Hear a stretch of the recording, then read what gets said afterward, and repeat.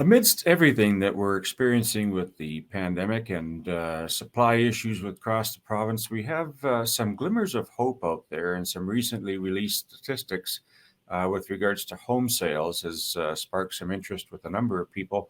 I've invited the CEO for the Saskatchewan Realtors Association, Chris Guerette, to give us some insight in these numbers for 21 and maybe some outlook for 22.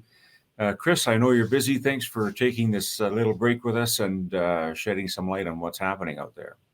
Oh, thanks for the invitation and Happy New Year. I want to ask you, first of all, your role here with the Saskatchewan Realtors Association. This is a provincial organization, but we have some interesting numbers coming out of Saskatoon.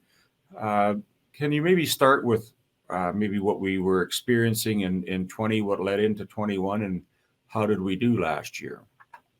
Yeah, well, I don't think if anybody would have asked us 2 years ago how we would perform through a pandemic, I don't think anybody would have given the forecast of setting record numbers and performing the way that we have. So if we take a look at Saskatchewan, for example, in 2021, we actually set record numbers and record sales in the province. We beat the record of 2007 and we beat it by 17%.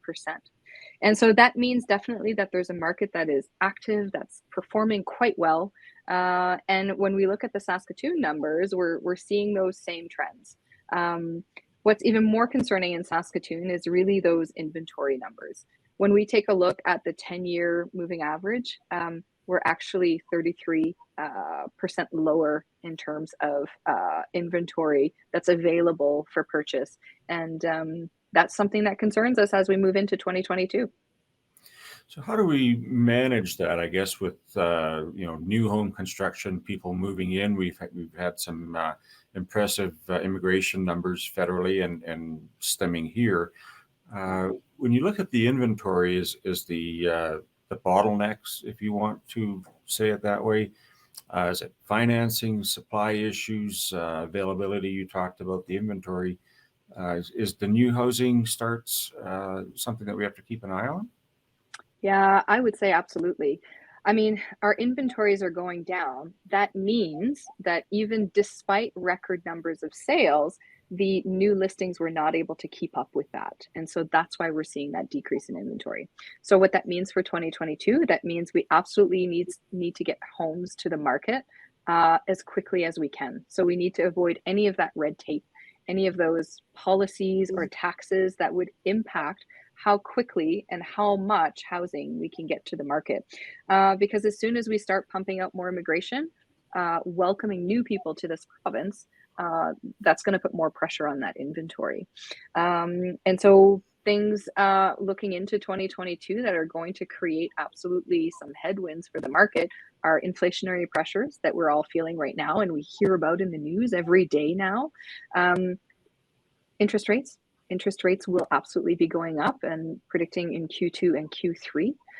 And the whole supply chain is still quite clunky right now when we're talking about construction of homes and not performing to pre-pandemic levels. So it's definitely taking longer to build a home today than it did 2 years ago. So those are all things that we want to make sure that we can keep a watchful eye on so that we can actually get inventory to market faster and in appropriate numbers. I think one of the things I'm picking up on what you're saying, you keep referencing homes versus houses. Is there a differentiation that we need to know about when we hear things like that? Yeah, absolutely. Well, a home can be an apartment, it can be a condo, it can be a single family home, it can be, a duplex. So that's what we're talking about. We're talking about homes. So when we're talking about that housing continuum, there's a variety of different homes in our society, and from social housing to the missing middle that we call those homes. Single family homes that a lot of people are looking for, to condominiums, to apartments. So when we talk about homes, we talk about anything that could be considered a home and what is required in Saskatchewan for everybody to have a home. I guess that brings into question definitions of affordability. We've had lots of terminology around attainable housing and affordable housing. How do you start to measure what's affordable because there's many different income levels. But are there different classes that you would look at in your research and your numbers that you have? Yeah, that's a really good question because I think some people, when we talk about affordability, there is an assumption that's affordable housing, and that's absolutely not it. Affordable housing, social housing, subsidized housing is a part of the housing continuum. But when we talk about affordability, what we're really talking about is, in comparison, how much of your average salary is required, for example, to purchase the average price of a home. Because you could, for example, in a city have some relatively higher prices, but if your average salaries are also relatively higher, then you don't necessarily have an affordability challenge or an erosion of affordability. So when we take a look at that, we take a look at reports that take a look at this, and there was a recent report by Demographia this month that was published, and they utilize a medium multiple. So how many times your average salary would be required to purchase that average house. So for example, in Saskatoon, we're at a 3.8. So you'd have to multiply the average salary by 3.8 to get to the average house. And that was at the end of 2021. Some would argue that to be affordable, you need to stay under that 3 mark. Between 3 and 4, you're moderately unaffordable.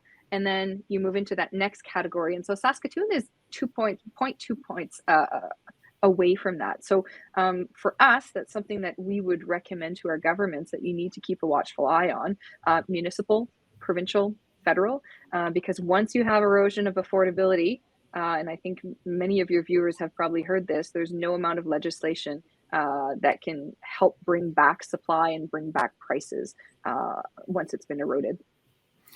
If we look at, I guess, anyone who might be a senior citizen that is looking at selling their home to move into rental accommodation for senior housing and so on, is that Yeah. something that comes into play with people who are trying to sell at a certain time and maybe need to for health reasons and things like that? Yeah, absolutely. That's the reality of why people move up and down on that housing continuum, right? You have maybe families that are growing that don't want to move up to a bigger home, maybe. And you have, people who want to retire or maybe move to an apartment or a seniors complex. And so they're moving down that housing continuum in terms of something smaller. So every time you have movement, you have another part of your society that wants to move into that category. So it almost has like a butterfly effect there. So when we take a look at policy changes, let's take a really good example of the stress test that came in a few years ago.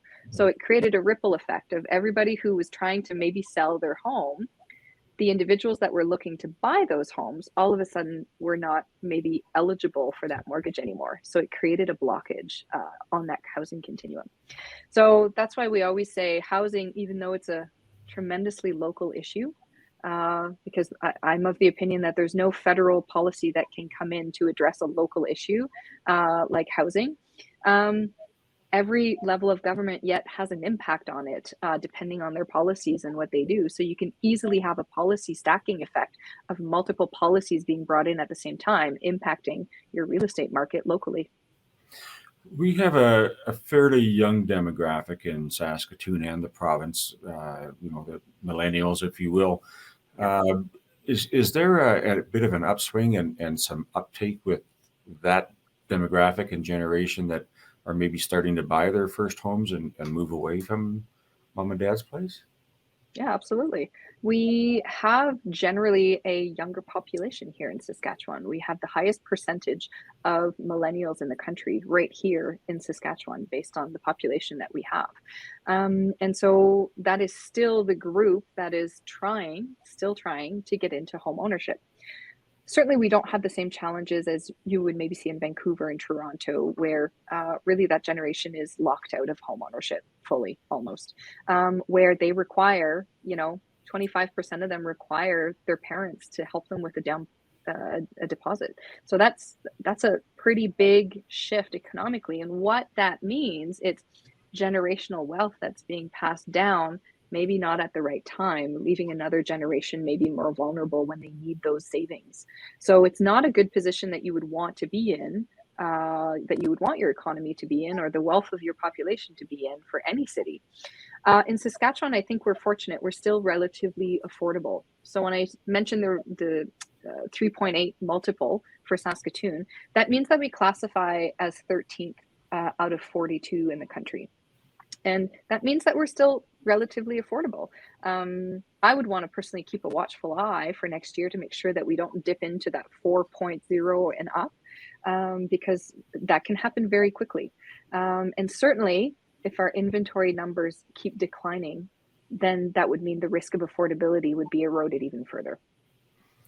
Does that come into play with any supply chain issues? If we're hearing some things now about BC and flooding there and routing of lumber and so on, whether it's overseas merchandise and things like that versus even the stick lumber that we're getting from British Columbia.